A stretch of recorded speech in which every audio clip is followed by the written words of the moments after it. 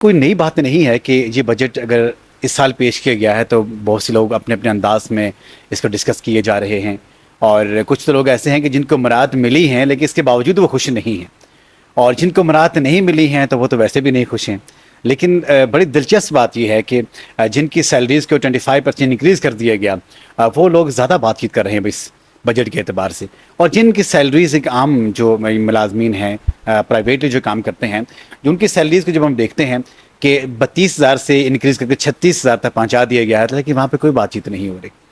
المیہ یہ ہے کہ ہونا تو یہ چاہیے تھا کہ جن کی سیلریز کم تھی وہاں پہ زیادہ انسان ڈسکشن کرتے، اس کے اوپر اس کے اسپیکٹس ہمارے سامنے آتے، لیکن اس کی جو برعکس جو چیزیں ہیں وہ ہمارے سامنے آئی ہیں۔ دیکھتے ہیں کہ گریڈ 1 سے لے کے 16 تک 25% کے اعتبار سے انکریمنٹ ملی ہے، اور اسی طرح سے جب ہم دیکھتے ہیں کہ گریڈ 17 سے لے کے 22 تک یہ 22% کے اعتبار سے ان کی سیلریز میں یہاں پہ انکریمنٹ ہوئی ہے، اضافہ کیا گیا ہے۔ یہ بھی پینشنر سے ان کو 22% کی پینشن میں اضافہ کیا گیا ہے۔ باقی بھی چیزیں اس کے ساتھ ساتھ ہم دیکھتے ہیں کہ ایجوکیشن سیکٹر میں ایک خطیر اماؤنٹ وہاں پہ مختص کر دی گئی ہے، ڈیفنس کے اوپر لگا دی گئی ہے، اور ساتھ ساتھ جو ہمارے ملک کی ایکسپورٹس ہیں اس کے اوپر، ساتھ انویسٹمنٹس کے اوپر جو یہاں پہ ٹیکسز وغیرہ امپوز کر دیے گئی ہیں۔ یہ ساری کی ساری جو یہاں پہ چیزیں ہیں، ہم یہ سوچ رہے ہوں گے، آپ یہ سوچ رہے ہوں گے کہ ملک پاکستان کی عوام نے جو منتخب جو گورنمنٹ آگے بھیجی تھی، انہوں نے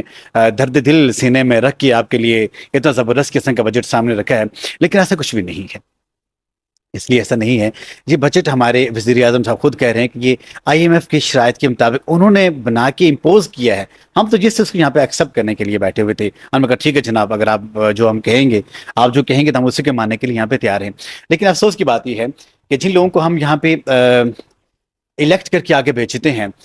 ان کو تو آئیڈیا ہوتا ہے کہ راجہ بازار کی گلی میں جو لوگ رہتے ہیں، اور وہاں پہ جو ایک عام جو ریہڑی والا ہے، چھابڑی والا ہے، اس کی کیا ذمہ داری ہے، اس کی کیا بجٹ ہے، اس کے گھر کے کیا بجٹ ہے، وہ اس نمائندے کا پتہ ہوتا ہے۔ اسی طرح سے جب ہم لاہور کی بات کرتے ہیں تو وہاں پہ انارکلی بازار میں جو لوگ رہتے ہیں ان کی کیا ضروریات ہیں، شیخا پورہ میں لوگ رہتے ہیں، کراچی میں لوگ رہتے ہیں، ساحل سمندر پہ جو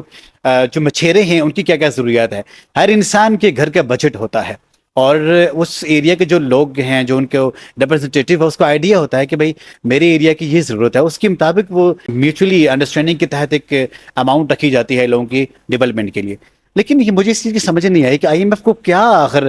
سمجھ ہے کہ وہ ہمارے ایک لے مین سے لے کے ٹاپ لیول تک جو ہمارے بیوروکریٹس ہیں ان تک کے لیے بجٹ اس نے بنا کے دے دیا۔